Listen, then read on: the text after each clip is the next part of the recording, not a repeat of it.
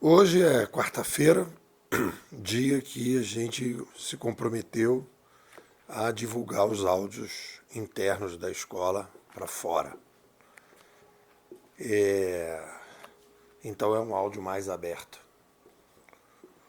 Tenho feito, né, aqui uma conversa interna em que eu fiz a metáfora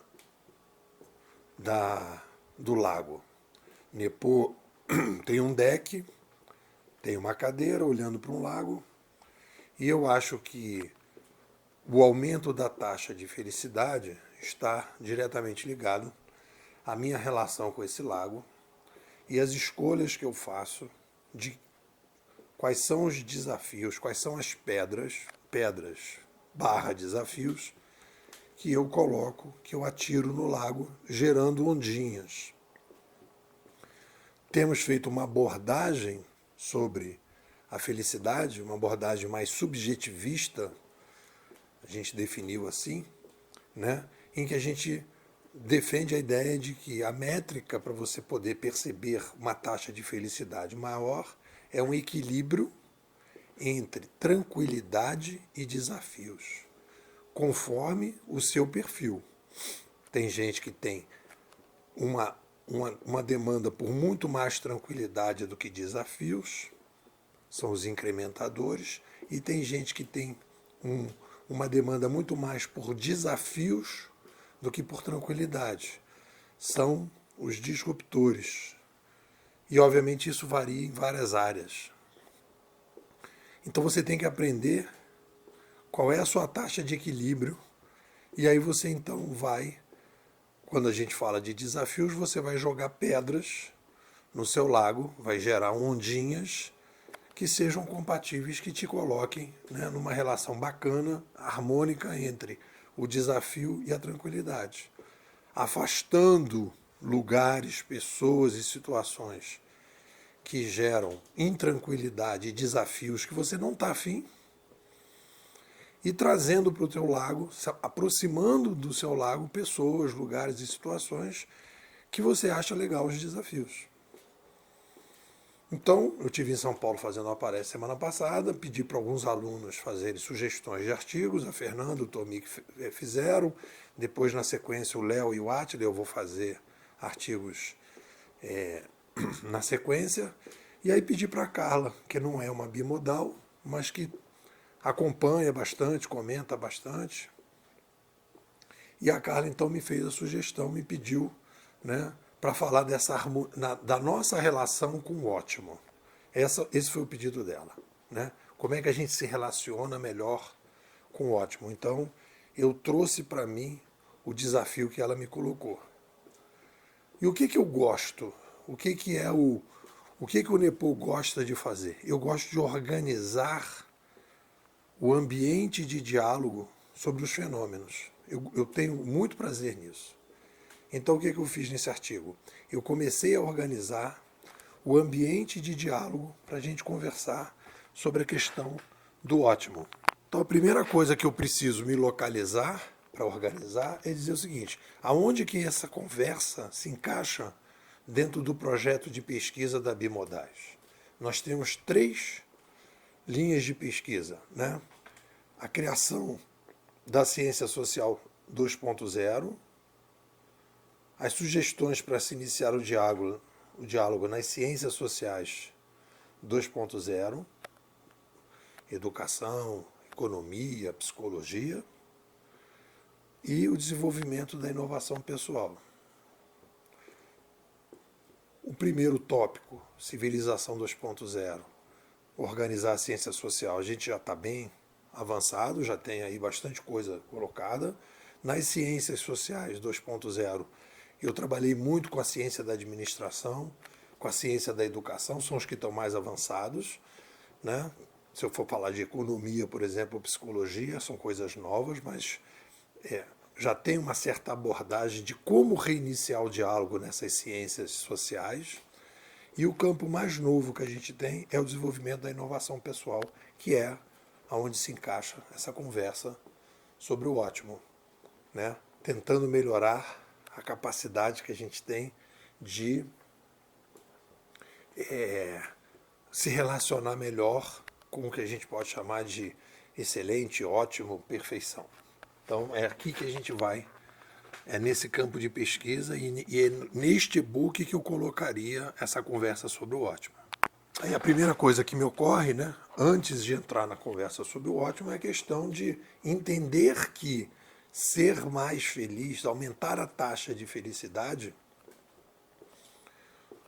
significa necessariamente um processo de revisão dos nossos paradigmas primários. O Sapiens é formatado e dessa formatação nós recebemos uma herança, um legado, e ter uma vida melhor significa fazer a revisão permanente desse legado, separando aquilo que é positivo daquilo que é negativo, daquilo que faz mais bem e daquilo que faz mais mal. Então a gente precisa ativar a mente secundária para fazer a revisão da mente primária. Aí eu coloquei a frase: ser mais feliz é um processo basicamente de reflexão sobre os paradigmas primários. Quando somos mais jovens, somos formatados para sermos guiados por determinadas pessoas para nos tornarmos sábios. E aí, já entrando um pouco na conversa do ótimo, a gente vai criando hábitos inconscientes, né, de colocar métricas que vêm de fora para dentro. Nossos pais dizem o que a gente tem que fazer, os nossos professores dizem o que a gente tem que fazer, e a gente vai criando uma espécie de hábito, maneira de pensar e de sentir e de agir, né, que as referências daquilo que é bom vêm de fora para dentro. E todo o processo que eu acho que a gente tem para que a gente possa aumentar a taxa de felicidade passa obrigatoriamente pela capacidade de criar métricas mais endógenas, de dentro para fora, do que exógenas, de fora para dentro. A gente precisa começar a procurar as relações que a gente tem com a gente mesmo. E a gente, quando a gente é formatado logo mais jovem, a gente vai tendo referências e hábitos de olhar para fora, né? Bom, quando a gente vai falar de ótimo especificamente, o Dr. Google diz o seguinte: ótimo. O que é ótimo para eles? Para ele, aquilo que aquilo que existe de melhor, demasiadamente bom, boníssimo, excelente, exprime aprovação, adesão, agrado, muito bem, muito bom. Então é sempre bom procurar a origem da palavra, né? E aí eu comecei a trabalhar com a ideia de que a gente pode trabalhar com dois ótimos. O mais saudável, dentro da ideia do melhor possível, que deu aquilo que dá para fazer nesse momento, dadas as condições, gerando uma taxa de estresse mais baixa. E o ótimo mais tóxico, dentro da linha que espera um pouco, que ainda não está perfeito, mas vai ficar num processo interminável, gerando uma taxa de estresse mais alta.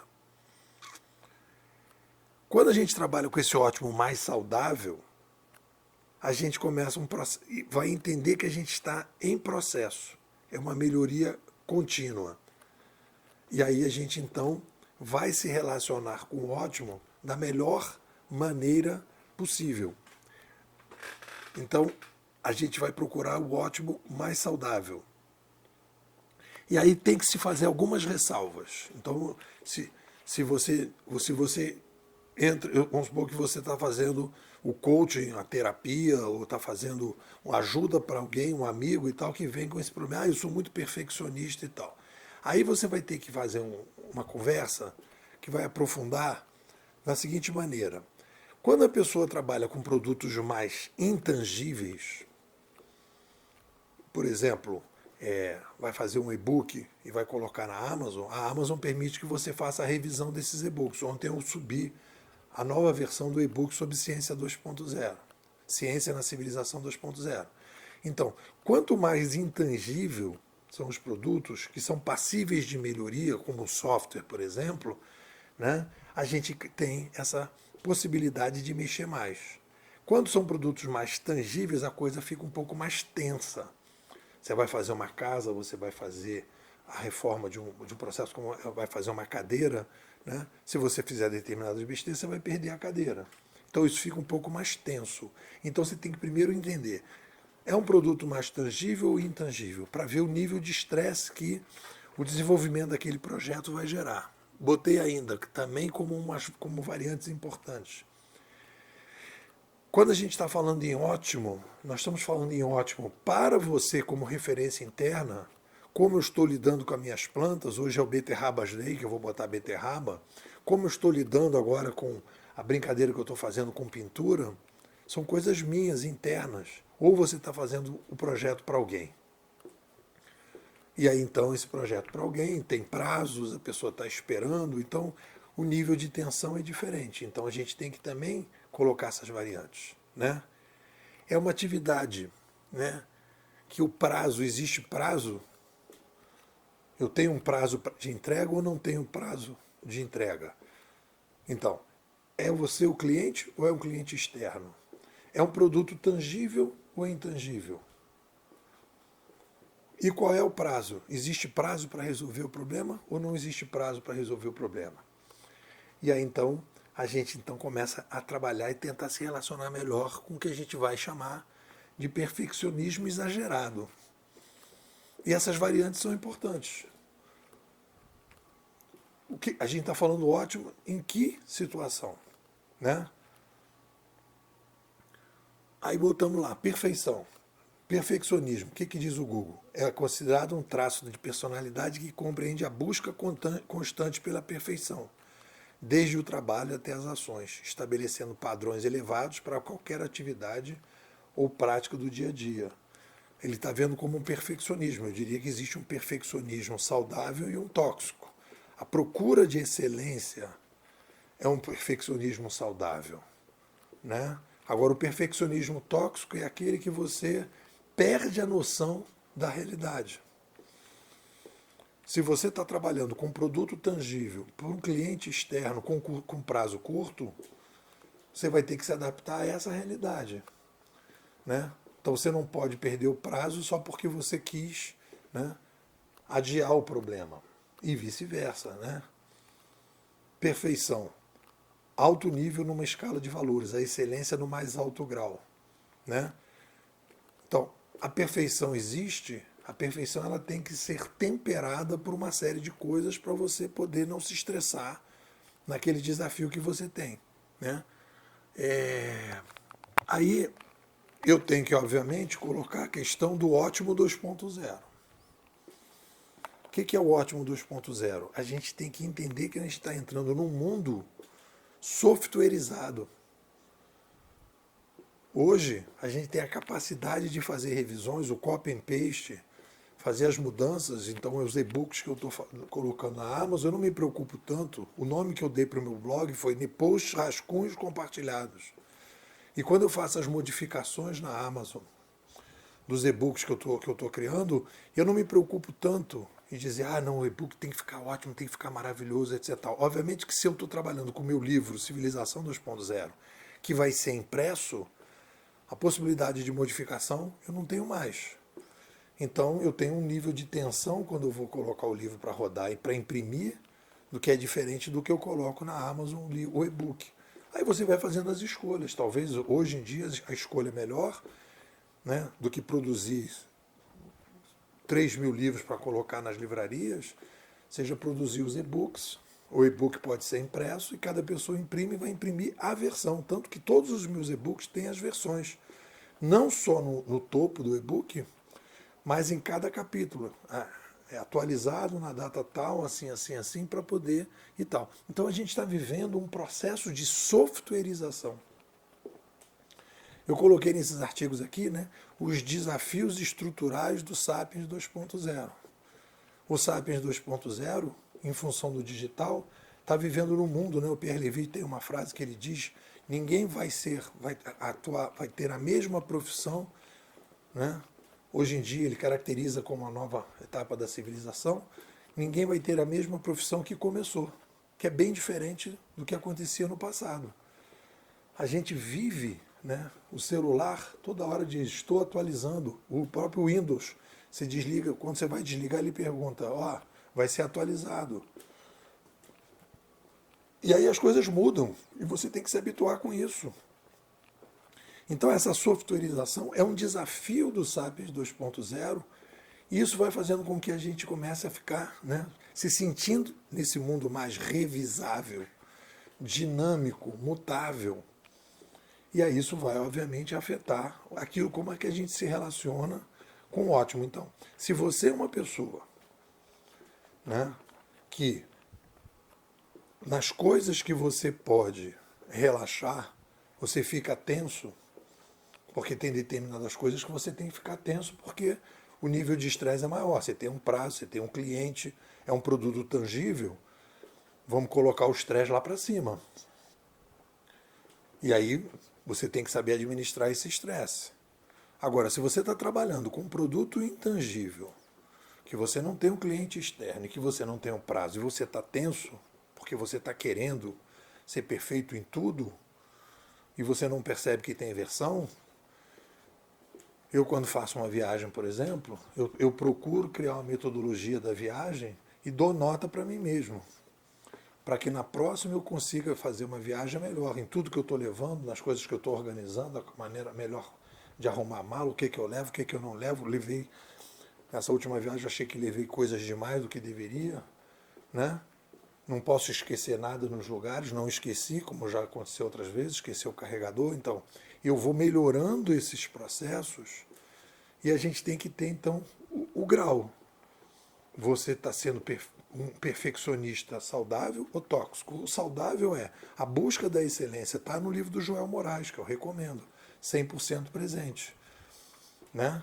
Você procurar o tempo todo, está procurando a excelência. Agora, a procura da excelência, ela tem um nível de toxicidade. Ela tem que ser uma excelência baseada na realidade, nas variantes possíveis na conversa sobre o ótimo e o perfeito. Né? Então, dentro de tudo isso, e aí eu coloquei todas essas conversas dentro do e-book, né, que eu estou trabalhando, né, Felicidade na Civilização 2.0, qual é o objetivo? Dentro da nossa linha, a nossa abordagem sobre felicidade é a gente procurar uma felicidade, né, que a gente vai percebendo essa relação entre tranquilidade e desafio. Eu sou uma pessoa que preciso de desafio. Então, quando eu peço para a Carla, como ela fez, né, a Carla Ponce, quando ela me pediu, quando eu pedi para ela o artigo, eu falei, Carla, joga uma pedra no meu lago. E a partir daí eu fui administrar as ondinhas que foram criadas. Foi uma opção, né, em que eu consigo um equilíbrio entre a minha tranquilidade e o desafio e a minha motivação. É isso, galera. O que vocês dizem? Bom, pessoal, hoje é quarta-feira, do artigo que vai aberto. Esse é um exemplo típico, né, de atividades aqui da escola. Todo dia eu mando para os alunos 18 minutos de áudio, um texto, conversando, batendo papo sobre, né, essas 3 linhas de pesquisa. A ciência social 2.0, que é a base teórica para entender esse mundo digital de uma forma muito mais consistente. Como é que a gente recomeça a conversa em todas as ciências, independente da área que você atua, você precisa ter noção de que a ciência que deu base para a sua formação está em crise e que você precisa de uma nova ciência social, uma nova visão, novos paradigmas para você rever a sua atividade profissional, porque ela foi toda baseada em paradigmas que já estão obsoletos. E agora a gente está entrando num campo novo, que é um campo em que a gente percebe que as pessoas querem fazer modificações, muito mais do que empresas, pessoas querem se modificar. Então a gente está entrando na inovação pessoal. O que é bom para o lado de fora, porque a gente ajuda as pessoas nessas mudanças que elas querem fazer. E aqui internamente é bom porque a gente entra no mais um desafio, né? Gerando mais um desafio para que a gente possa colocar a cabeça para funcionar, organizando um ambiente de diálogo sobre inovação pessoal, que tem o objetivo de aumentar a taxa de felicidade, né? Equilibrando, como eu já disse aí no áudio, né? Motivação com tranquilidade. Então é por aí. Estou te convidando para fazer parte da escola. Me manda um zap. 21 99 608 6422.